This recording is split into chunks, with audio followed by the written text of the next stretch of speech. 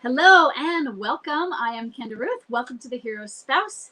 And I am going to answer your questions about marriage and midlife crisis. And for a moment, I think part of my head is being cut off because I had to adjust my camera. I'm going to reach up and flip it, and it will probably fall back down, and I can't do anything, but I'll try. Oh, yep. I might have made it worse. I don't know.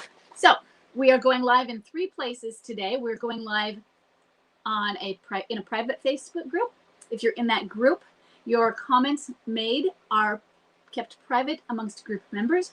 If you're in the public Facebook group, your comments can be seen by your friends. They might get notifications. And we're going live on YouTube as well. So give me a moment. I'm going to go refresh the page in the Facebook groups to make sure that I'm coming through. And then I will post a notice so that you can tell which group you're in. In addition to that, hold on just a moment while I grab my links for a second. I am going to also post the link to my detachment webinar, which is coming up. I give it a few times a year, and it is coming up next week. I will be giving it 4 times, twice next week and twice the week after that. If you're interested, you can just click through on the link and enroll there. So let me make sure I get all of those links for you.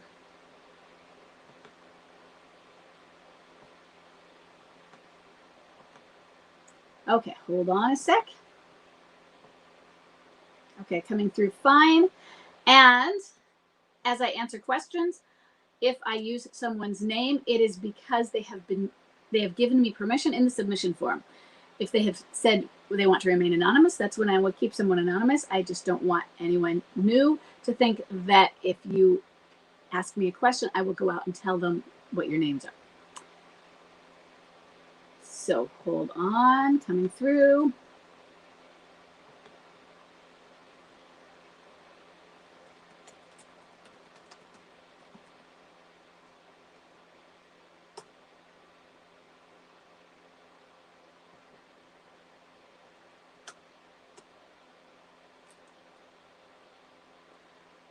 Okay, and this is the private group's comments. And now let me go over to the public group.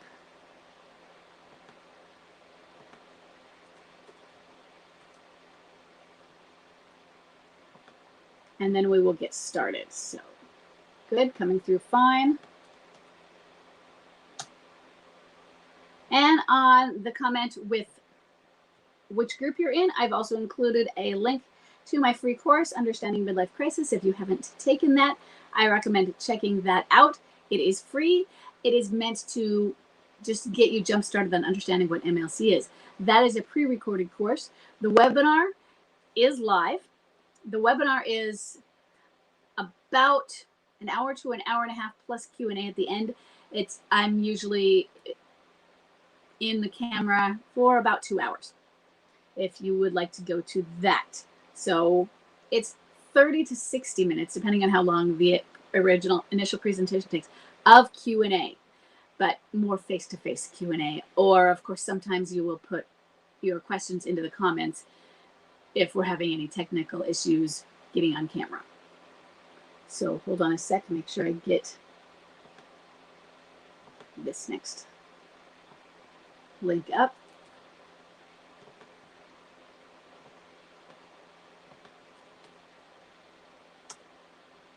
Okay, and let's get going and to make sure. Okay, just my comments, and we are going to start out. Our first question, we have a few leftovers from last week. Our first question is from Mary, and Mary has a bomb drop of September 2021, so the very recent, and a marriage date of 1985.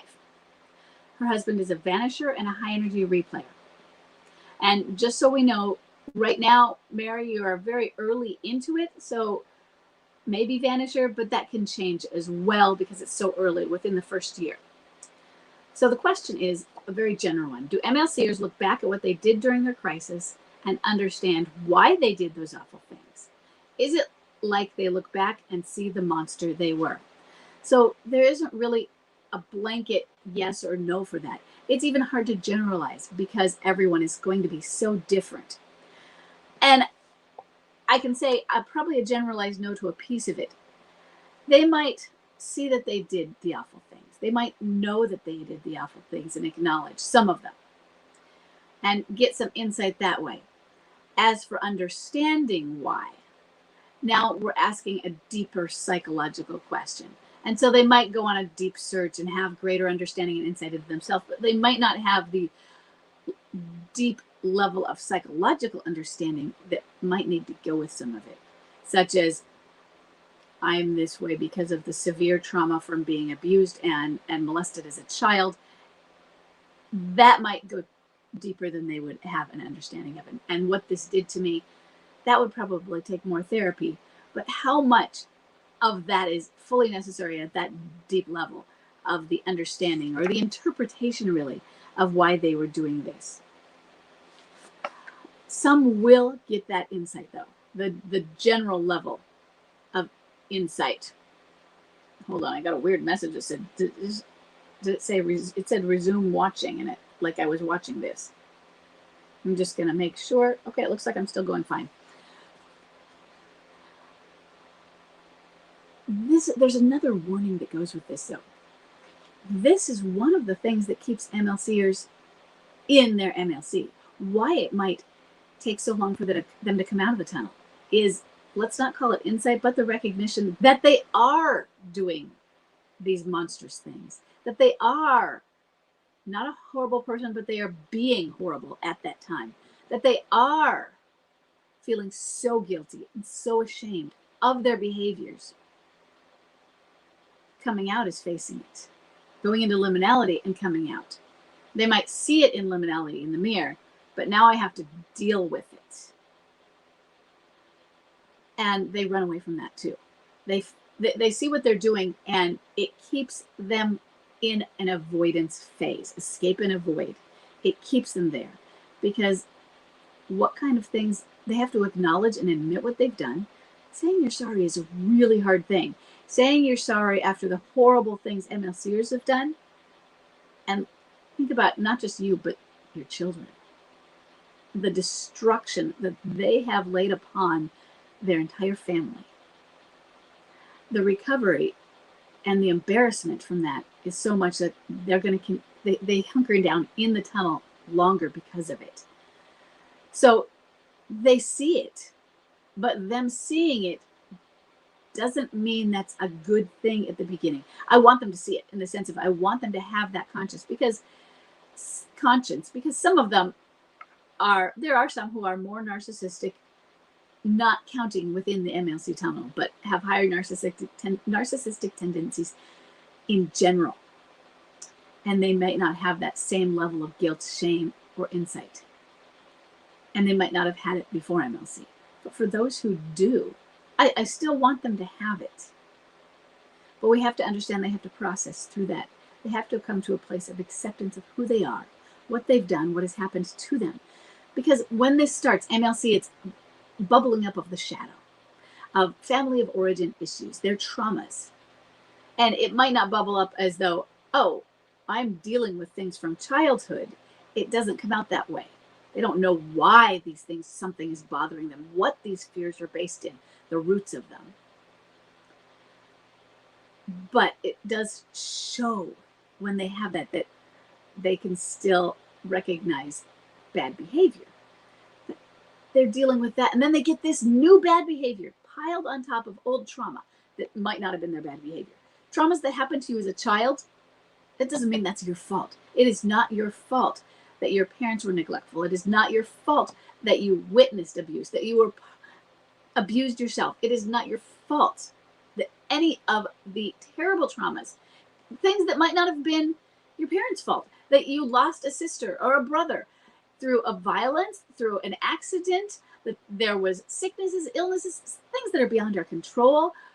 There was a global pandemic. Not our fault. How we respond versus react to them is our fault. Or how our parents respond versus react to them can be their fault and affect us. But these things that are bubbling up in the shadow, so they already have that to deal with. that has brought on this midlife crisis. And then they put a bunch of pile of poop on top of that from their own behavior. And that's their behavior. They are responsible. They are accountable to that behavior. At the average age of bomb drop is 46. So at 46, 35, 46, 52, whatever age it, yeah, they're adults. They're accountable for that. And so they have to deal with all the stuff underneath it.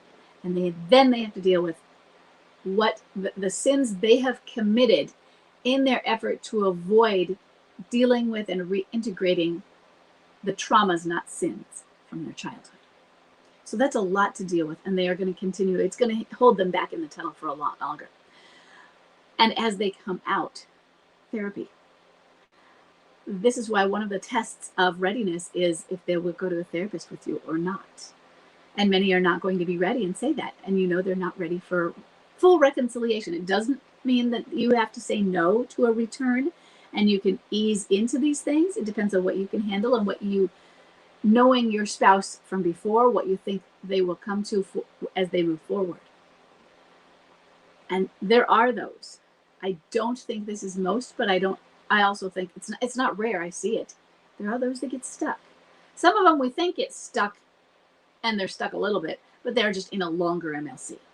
And then there are those that really seem completely lost. And 20 years later, they're just a cranky old codger and they are complaining about, that bitch they married and how she's horrible and, who's now the ex-you and that sort of thing. Some don't come through it. Most come through it. That doesn't mean they come through it better. It doesn't mean they come through it worse. That will depend on them. And some will look back, and it's going to take a lot of empathy from you and a therapist who can understand, hold them accountable, and yet also be gentle with them. And it's going to take them accepting what they've done. So not a blanket answer, really, just some ideas of what can happen. Let's move on to number 2. Number 2, we have an anonymous female MLCer. Her bomb drop was May of 2021. Date of marriage was 2002. She is not yet familiar with the contact type, which is vanisher, boomerang, clean boomerang, and off and on. And she has a high energy replayer. She says, my MLCer's affair partner, their relationship started in mid-March and they became physical in early May. She has been sending me very negative and sometimes apologetic messages. I've spoken to a lawyer and they said it can be tricky to go through with a harassment order because I may have this person involved in my children's future. Does anyone have experience with their MLCer's affair partner wanting to be a part of the family? Cringe, but also being mean to the spouse or harassment. First thing, this is not uncommon. Now, what I did find interesting was the sometimes apologetic messages. That's the part that was more surprising, was the apologetic. The negative, oh yeah, what you are often dealing with, and the apologetic might change that, because that's a new part. But let's just assuming without that piece, what you're often dealing with when you have an alienator who involves herself with you, with interacting with you and things like that.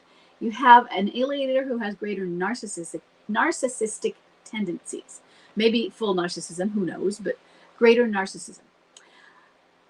I have found that female alienators tend to have more borderline tendencies. Now, this might be something that they have when they're in the context of an illicit relationship where there's a spouse and that might drive people to those negative skills, negative coping skills type of thing, because they're being pulled into limerence, which is an addictive and it's crazy making, and it can make perfectly nice, wonderful people crazy.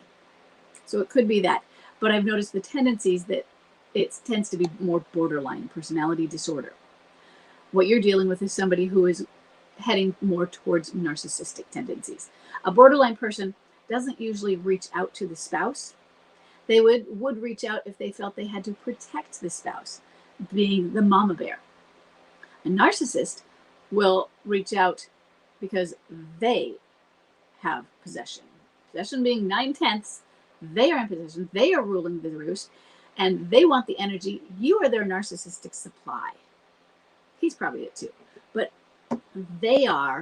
want to show you that they are the one in the relationship. He's their man, she's their woman, and it's about sending that to you. They will show you public displays of affection, whereas a borderline might do public displays of affection, but they won't confront you directly.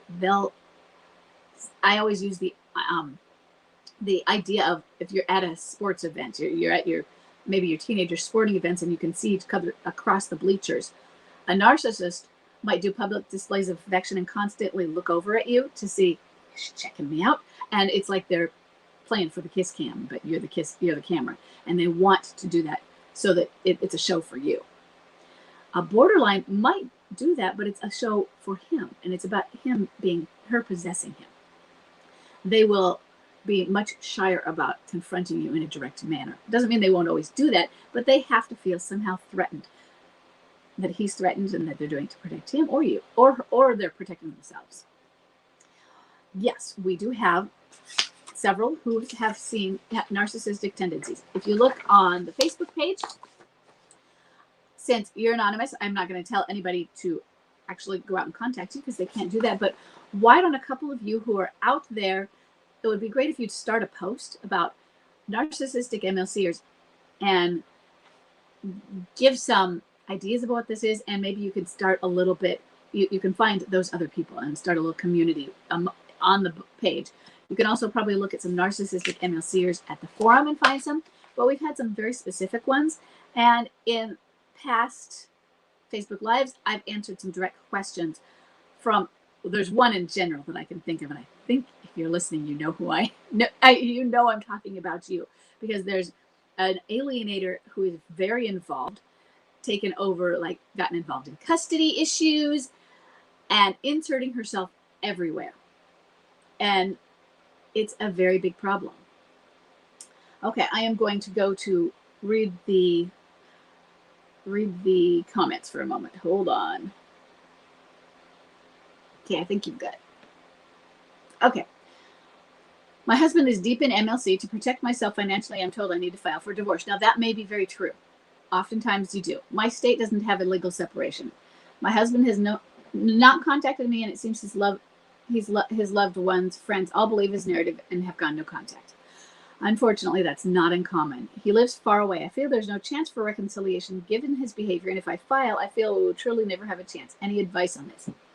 My advice is to do what you need to do to protect yourself.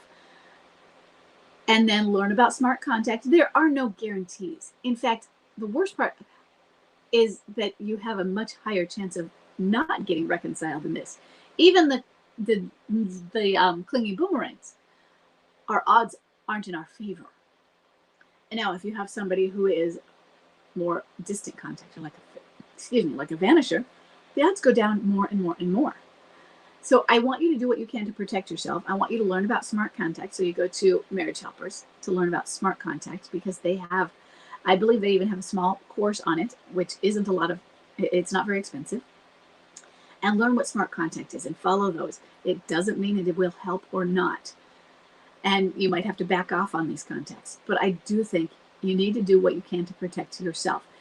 For one thing, it's great to be a stander. And you can be a stander before or after divorce. But if you're, let's just say we can see the future. I have my crystal ball and I say, I know this person is not going to reconcile this situation. If everything goes as it's looking in here, it's not going to reconcile. But the person is an absolute stander. I still want you to protect yourself. You don't have to stop standing. Is there a psychological barrier? Maybe, maybe not. It depends on the couple and the person. But you still need to do what you could do to protect yourself, because I imagine I can see that you're not going to reconcile. And then let's say I see the two scenarios of if you file and protect yourself financially and if you don't. They're very different. Think about the financial losses and the instability that we will also go through in addition to the trauma of having been betrayed. And so I do want you to protect yourself. And I want you, if you can, go to the forum, not this Facebook page, but go onto the MLC forum. So in fact, let me go grab a link to the forum, because I have two communities. I have the Facebook page and I have the forum. And I want you to look up one of my moderators, XYZCF. We use monikers. We don't use first names. So look up XYZCF. She's been a moderator almost probably since for the last 10 years or more, however long I've had moderators. And send her a private message if you can be on that forum, if you're on the forum, or look up her posts. She is Catholic and she's a stander and she's a covenant-keeping stander. And her priest, I think, was the one who marched her to the lawyer and said, you must do this. They had legal separation, but he made her, he said, you have to do this for your financial. And her husband was very well off. And she got a sweetheart of a deal in a legal separation. He divorced her years later, but at that point was saying, I'm not going to do that to you. And she protected herself. And she says she is a big proponent of that, even while standing. She's to this day, she's a covenant keeper. She's not going to quit standing, but she does believe in absolutely financially protecting yourself. She's a great resource for that. So let me click over and grab a link for the forum and put it in both of these.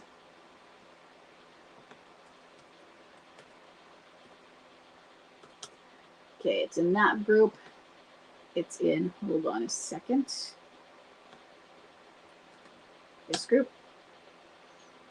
Okay.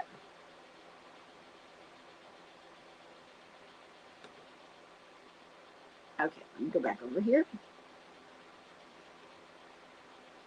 Yeah, you have, so Terry says you have Smart Contact course and PIES course on marriage helpers, and PIES, who I have had similar, I never created it into an acronym, but so I can't remember what the acronym is always for. Is it physical, intellectual, emotional, and spiritual, I believe.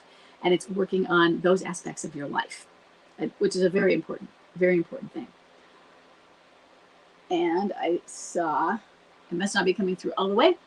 You can ask questions here, but I'm also going to try and get through other questions. So why don't you post a question here? You're welcome. And while you do that, I'm going to go on to number 3.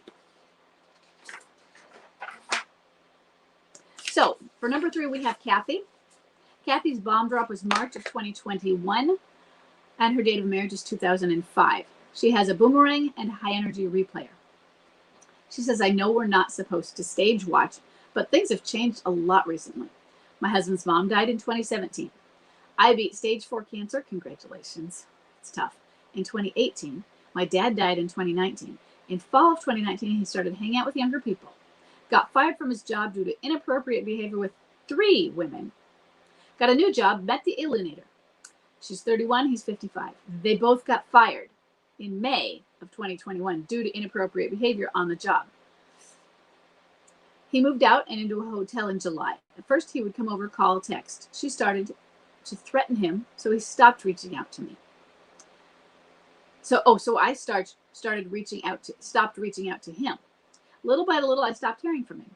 It's been almost 3 weeks since I last heard from him. I don't know if she is still involved in the picture. Is this a shift from a lot of contact to almost no contact? Does it mean anything? He did not reach out to me over the holidays, nor to our adult children, to adult children. He didn't send a text to his sister for the first, he did send a text to his sister for the first time in a long time. He's threatened divorce, but not followed through. So right now, I wouldn't think of it. We can have normal dips and changes in contact, but I also would not think of it yet as this. He hasn't gone no contact. He hasn't gone vanisher. If an MLCer contacts you, say once every 3 weeks. Now, and I had to explain this yesterday a little bit, so I want to go over it again with contact. When I say, if you have contact, say once a month, it doesn't matter who initiates it. If you initiate, they respond, that's contact. So when I say a vanisher, you have contact or communication, same words, okay? Say about twice a year will mean you're a vanisher. That doesn't mean that if you contact them 6 times and they respond 6 times, they're a vanisher because they didn't ever initiate. It is how frequently there is a communication flow going back and forth, regardless of who initiates. So 3 weeks. Sometimes they'll go on periods where they won't. And the other thing is you don't know whether she's involved or not, but it sounds to me like you had, a doozy, a lovely alienator. I'm not kidding. I love alienators who are, just from the little bit you told me, where she was getting mad at him. And it was over your relationship, that he's a married man, that sort of thing. Love it, love it, love it. That is an affair down if she's going to be controlling and manipulative with him. Affair downs are great. I mean, you look at what's happening, like with the narcissism that I talked about with the last one.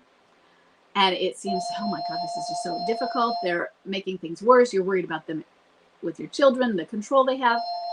But they also doom their relationships. No guarantees, but their behavior is not healthy behavior for a healthy relationship. And it can last a long time, especially with an MLCer who is in a weakened state, trying to please everybody. They're easily manipulated. They're easily guilted and shamed. But it's not long-term in the sense of they're going to leave you and be with them forever. There are times where, they're weak enough that happen, but that is not typical. I would rather have an affair down than somebody who is making a mistake, a decent person, but they're making a mistake and maybe they have some negative behaviors during it, like the borderline personality. But I'd rather have a full borderline that wasn't homicidal. We're not going Medea on us, or the bunny boiler from the movie with Glenn Close. But I would rather have somebody like that, because they are destroying that relationship on their own. It takes a lot to destroy it, but they're doing it. And so when you have an affair down, oh yeah, I love it. Because, and you can go, I don't want you all to be insulted and hurt that they're taking somebody who is, well, so much beneath your level of maturity. Let's be nice about it. Who is so unstable. Is this what they want in a relationship? Well, they left me for that? Well, that's not indicative of anything about you other than that you're healthy, probably. It's indicative of something about them and their state of needs and emotions. And what they need for healing, they first have to make their mistakes. And it's part of their avoidance, and that person is a vehicle to help them avoid. Alienators love helping them avoid. And so I want you to understand what that is. So he is doing all of the typical things. Is this a shift? A lot of contact? No, it doesn't mean anything in the contact. It might change. But somebody who contacted you 3 weeks ago hasn't gotten no contact yet. We'll see when that 3 weeks is extended to 12, and then 15, and then 25, that sort of thing. But he could contact you next week, so he might be a 4-weeker. And then he might pick up on it, but also work on smart contact and see if you can initiate anything that is neutral. That's very important, that the contact is somewhat neutral, whatever you can do to make it non-threatening, lacking pressure, and they might still find it pressuring. You don't get to choose how they interpret something, even if their interpretation is way off base. I think that you just have to move forward. So many people are saying this. They didn't reach out for the holidays. They ignored the kids, all of that. Adults or kids who are 5. Everything you're describing is terrible. It's also MLC normal. What do? You detach.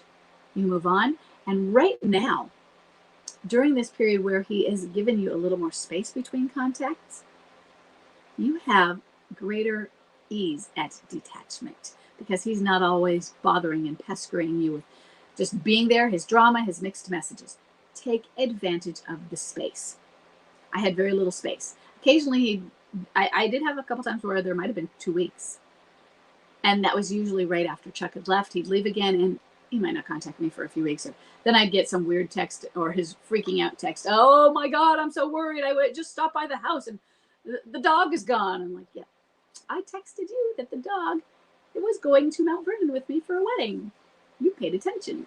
But at that point, when he did that, he left, and it was a couple weeks before he reached out. And it was all because he was so freaking out, worried about Te Amo. So I don't want you to worry about the contact right now because you're just so early in. I know it feels like forever. It's not quite a year. But just, you've got a boomerang, and so far he hasn't changed contact types yet. Okay. Okay. I'm going to look up. Now your head is in a better place. Oh, now my head is in a better place. Okay, hold on. My New Year's resolution is to lose. Yay, good. I have addressed all of the bugbears apart from my weight, which needed this new mindset. Well, good luck with that. Still not effective. Won't push me away. Now she does some reciprocate with a. Just work on that smart contact. She's probably, if she's at home, there's more likely, and especially a woman at home, they're also more likely to be a little bit more low energy wallower.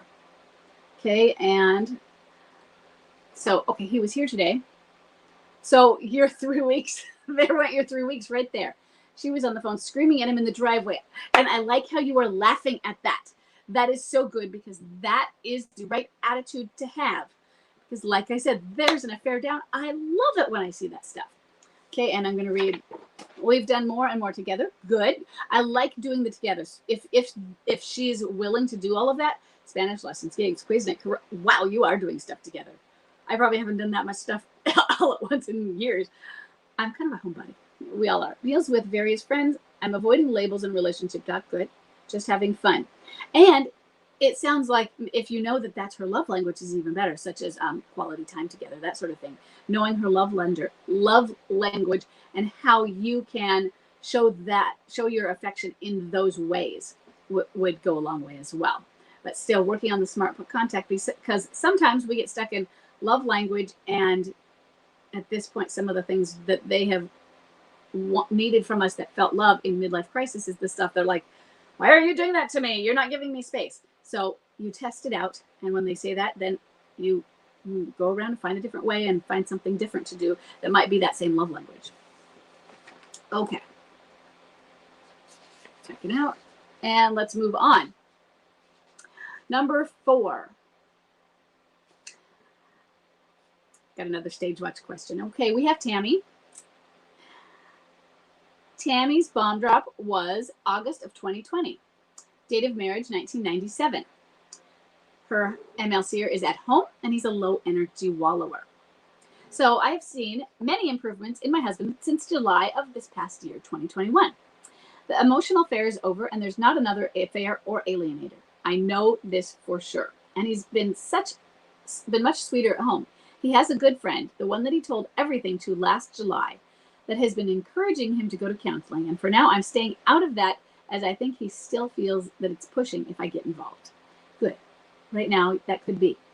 He's still battling many personal demons, but seems to have somewhat settled back into his life and his former interests again, reconnecting with pets, friends, parents, and being a great dad again.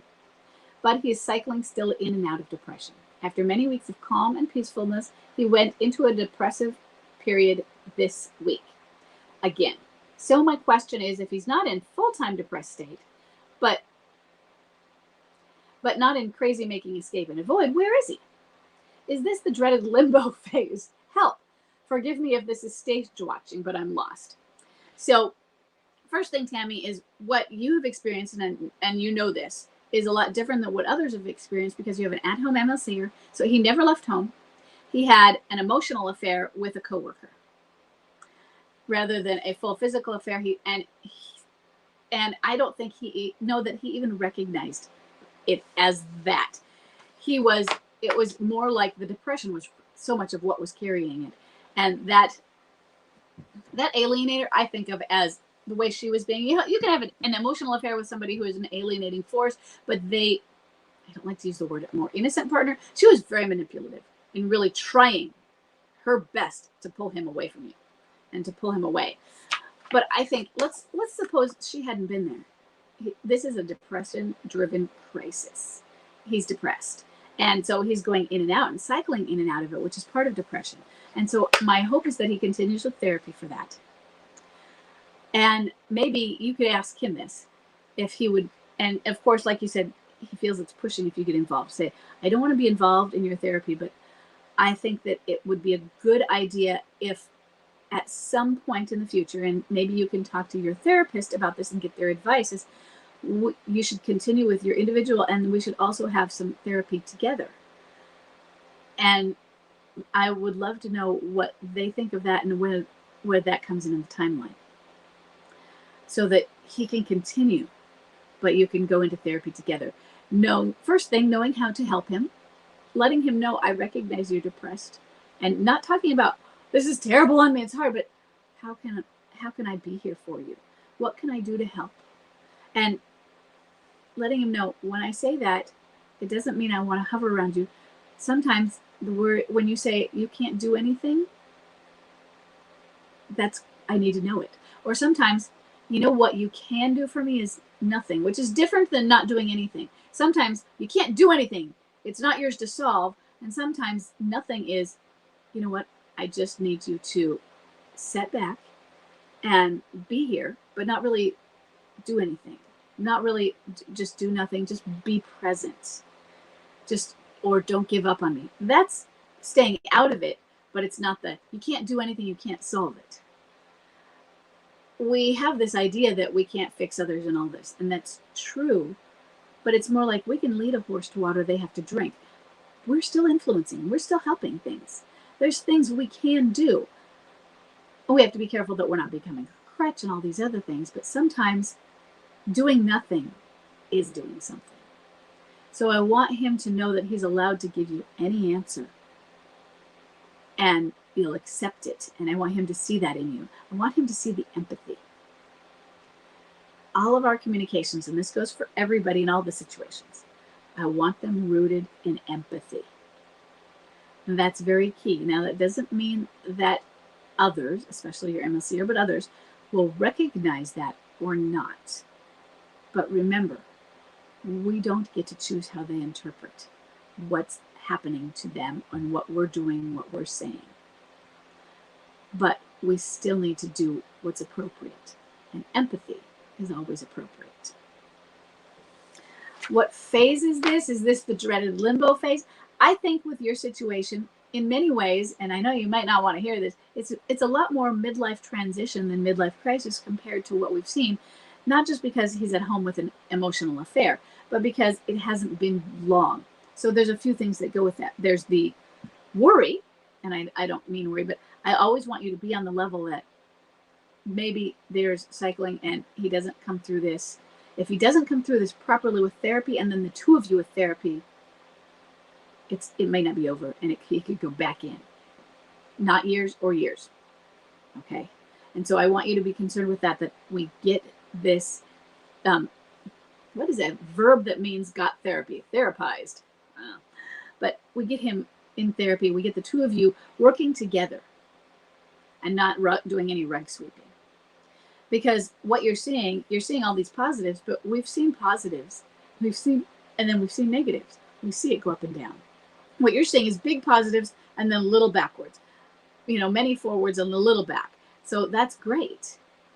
But I want that therapy as a setup, because I'm not so much looking at this on the same kind of plot map as I am with the standard midlife crisis, where we have the escape and avoid and we have the liminality.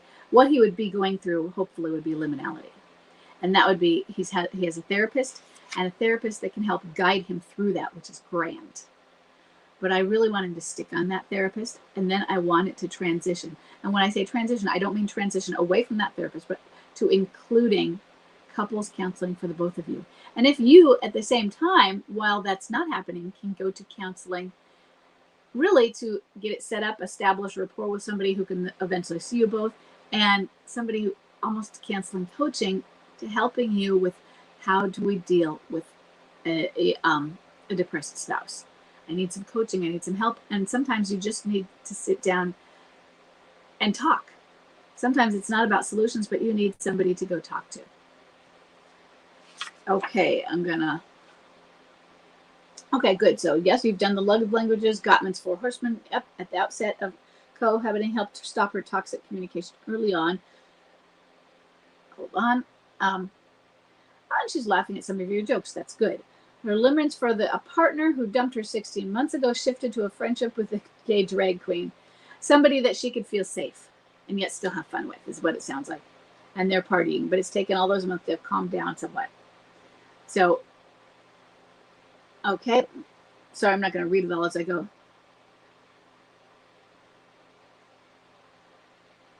So, so far it sounds like you're doing the right things. It takes a lot of patience. Just be there for her. And keep coming and joining the community because you need support of others going through it. And then you also might get to see how you are pretty far along in what's going on. He's been a surprising ally. Yeah. Okay, I am going to go on to number 5. We have Wendy. Wendy's bomb drop is June of 2021. Her marriage is 1994. She has a boomerang and a high energy replayer. She says, I'm struggling to detach. My MSCer has been cake eating, and I've been allowing it. He called today and asked me to meet up with him tonight. I told him I can't because I'm going out with friends to throw darts. I joined a dart league, which is so out of my comfort zone. I thought that was so cool. There are dart leagues, and I love that it's out of your comfort zone. It's awesome. He got aggravated and upset. He said, fine. He will find something or someone else to do. His girlfriend broke up with him again, so he says. Why do I feel I need to drop everything and run to him? I'm so afraid this is going to blow up in my face. Okay, I know exactly what this is feeling because you are so early in. And remember how I talked about on that recent on the recent video I made for you about how you don't need to go no contact.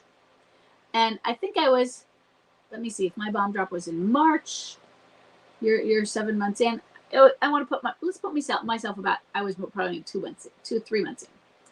And I remember dropping everything sometimes. There were times I didn't, but yeah, in fact, I actually made a choice and a conscious choice for at this point right now. And it was that when he called and asked, unless I really couldn't do it, I was going to do it, whatever. So I remember him calling and saying he just got in his apartment and saying, could I come over? And I remember like rearranging my life that night to get myself packed up. What would I have done if I had 5 kids? But get myself and the dog packed up so Tamo and I could go over to him. And I think I knew I was jumping through hoops. But you know what? I knew it with my eyes wide open. And I didn't regret it at that time. But there were times later where I knew I can't keep doing this. I do have to set up a boundary. Now, when I did that, I'm not sure where I was. The 7-month period. What's 7 months after March is October. Oh, that was a doozy of a month. October, he was coming home and not coming home, and then coming home and not coming home. We were going through a little bit of that first year. But the next year, the next summer, 2006, I remember that we were regularly going out together biking, and he was living with her, and we'd meet up to go biking. And then I remember saying, okay, I think I've become his crutch. I need to stop this. And then I remember giving the excuse, I think that he's now in depression. I hadn't come up with the term, so I was following Jim Conway's terms of depression for liminality. He must be in depression now, so he needs me. Excuse. And so I took away the boundary of we can't do things and started doing things again. I just wasn't consistent. But remember what I said about reassurance. I am going to see if I can grab a link. I have a post, it's a 2-parter, that I wrote on establishing reassurance. And I want you to look at that because establishing reassurance is really important. So hold on a second. Let me go find the article list, and then keyword it. And I will get you this link.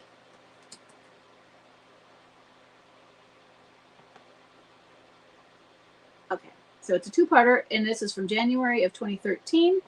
I'm going to link you to the first of the 2-parter. And what it is, the main title of this is the 2 phases of standing when dealing with a clinging boomerang. And they are establishing reassurance is number 1. And the second one is fear of loss, boundary setting and enforcement. So you establish the reassurance first, then it's their fear of loss. You set your boundaries and reassure. Now, that doesn't mean you don't have boundaries and enforcement before that, but they change is what it means. So hold on, let me find where the Facebook page is and get back to there. I'm going to put this here. And in the next one,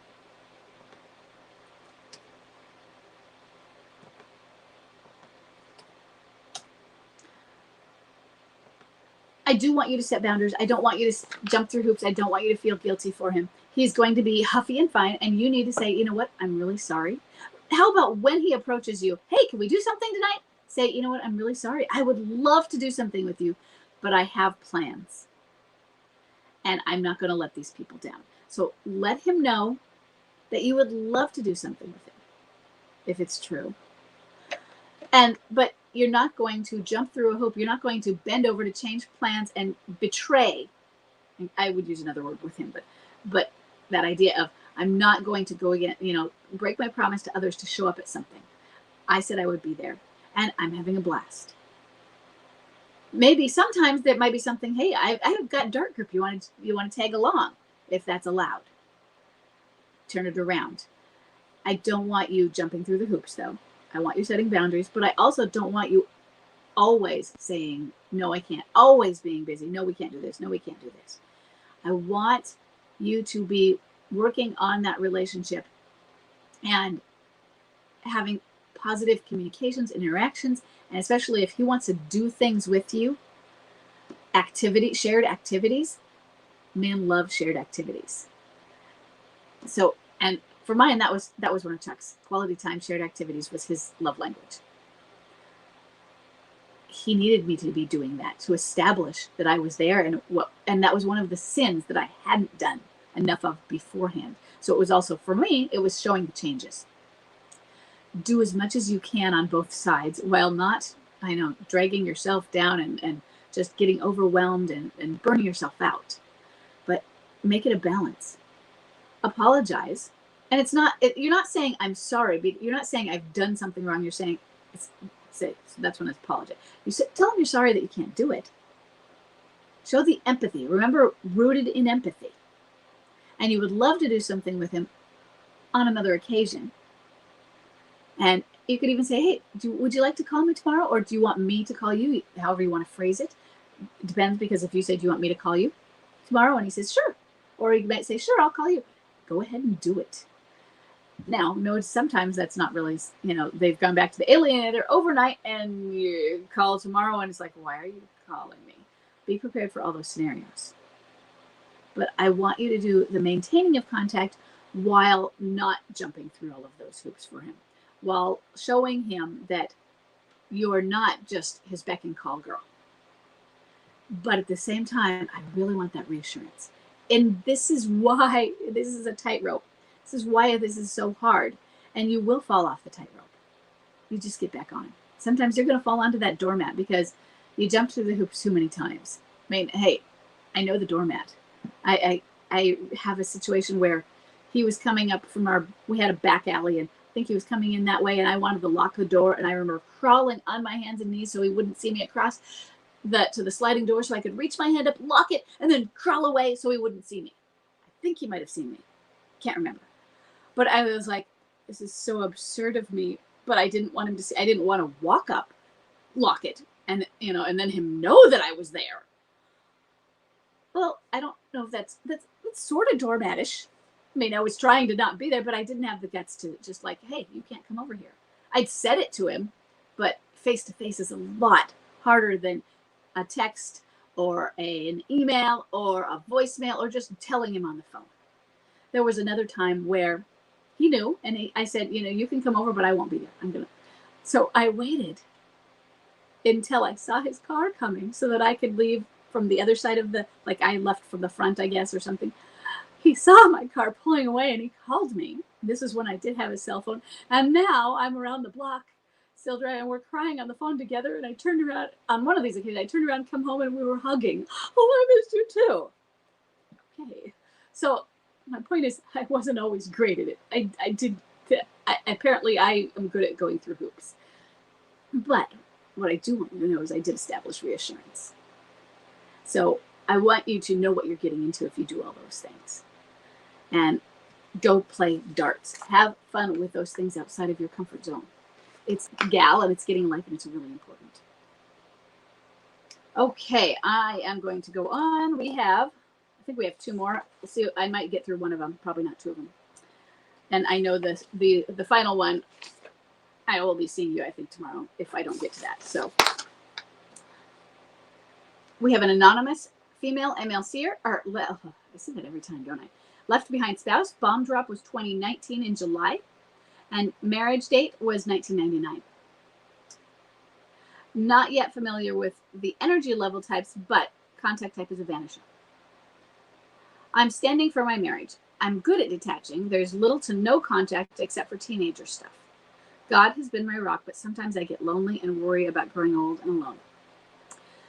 Never being intimate again, and I get sad. I have no desire to be or date with anyone but my husband. How do I pick myself up when I have these thoughts? Okay, I'm not exactly sure how to answer the direct question. What I want you to know, though, and I've probably said it, so you probably do know, but I'm going to say it anyways. With a vanisher, the odds of reconciliation, the odds of that are significantly lower. And remember, they're against us with a clinging boomerang. They're against us with a boomerang, but especially a clinging boomerang. And so I want you to look at this as though you're good at detaching. That's great. Sometimes it has been almost 3 years, and that might feel like a long time. Some of it is that it hasn't really been long enough, and you're not interested in anybody else. Your date of marriage is 1999. I'm going to guess you're probably around my age. I'm going to be 50 this year. Oh, good Lord. So I'm going to say you're still young. But my point is that you're not somebody who was married for 40 years and you're now 65 or you're now 75, because 65 is going to be perfectly. Look at my uncle. He's almost 70 if I'm almost 50. So, and he has a fully active life, and he and his wife and they've been married a few years, and they've been together for 15 to 20 now. But my point is, my grandma got widowed and she had no reason to. She had no desire to go out and date, and she was in her 70s. But in your 40s and 50s, yeah, we have that. Even if I'm not interested in anybody else. I'm not interested in dating anyone else. But what you're feeling is the lack of intimacy. You're feeling the lack of having a partner and that sort of thing. And is that what I want to know is, what are you wondering if your desire is ever going to change, or are you trying to put a block on that desire from ever changing, even though you want the intimacy? Because unfortunately, your odds of reconciling, especially with a vanisher, are very low. For one, how do you reconcile without communication? Now, you do have communication, teenager stuff. So it might not be quite a vanisher. He might technically be a boomerang, but he's not, or an off and on, but he's not a clinging type at all. You could have contact once a month, very neutral, due to the kids, passing back and forth, talking about it, or you both got called into the school, as the parents of so-and-so, and so you had communication because you were both sitting right there with the principal, that sort of thing. Not a clinging type. So not emotionally connected to you. What do you do with that? Well, I can tell you, and I think it's still a good thing, to do smart contact. I want you working on co-parenting. I want him to see not only your detachment, but I want him to see your zest for life. I want him to see that, not that you're surviving. I want to see that you're thriving. Thriving is a step beyond surviving. It includes surviving, but it's having that joy of life as well. I want him to see that mirror, but I don't want you to do it because I tells you that might help him. It might not at all. He might just be relieved. I'm so glad. First thing, I'm happy for her, he says, that she's so happy in life. And he's also relieved because I'm so glad because I don't have to feel the burden of she's waiting for me, or she's not waiting for me, she's wishing for me. know, even she knows that I'm not ever coming back, but she's still wishing I would. And so she's not going to move herself forward. And so I'm not against standing. I think standing is a beautiful thing. Talk to XYZCF at the forum. But I want you to know you're lonely. You want the intimacy. It seems to me more that I'm wondering if you're just wondering if you're ever going to have a desire. And maybe you have a block against opening yourself up to others. What I would recommend, honestly, how do I pick myself up? You go to therapy, really, as coaching or therapy. But somebody who is, geared in that type of a direction towards helping you to figure out how to open yourself up to new relationships, and they can be perfectly platonic. But I want you to start, when you're detaching, I want you to gal, and that just stands for get a life. But I want you to gal as, my form of gal is go to the library and have a book, go join a class, but about meditation and sit there. It's not always interacting. I'm very introverted. But I also did things where I was out talking to people. I want your gal to really be about socializing, community, and meeting people. It doesn't matter if they're other men. It's people, men and women. I want you to go to events. Do that so that you're building friendships. And you might be doing that already. And give yourself time. It can take more than 3 years. Yeah, some people, well, we know that because our MLCers are doing it. Move on very quickly. I think that it's not healthy or good to move on that quickly. I think between one relationship and another, I would rather you have at least a year. I'd rather you have, if you have a long-term relationship and it's not fully ended, severed, I'd rather you have more than a year. And that's just the healing phase. Then the next phase is the dipping your toe in the how do I socialize? And then just trying it out. And then, your 13 group dating, or, all of you and your friends go to your junior high dance together. But then a few years later, you're ready for the next step. So give yourself time. Okay, and we are just about at time. I know I'm not going to be able to answer the last one. So I'm going to either make a video for it or we'll talk about it in our session for class. And I will see everybody next week. And remember, the webinar is now open for Philip. In that, we will talk about my upcoming course, Detach and Thrive. And I will give you more information on that. But if you're interested in the webinar on detachment, please check it out. Sign up. The webinar is free. I can't wait to see you. Talk to you next week. Bye-bye.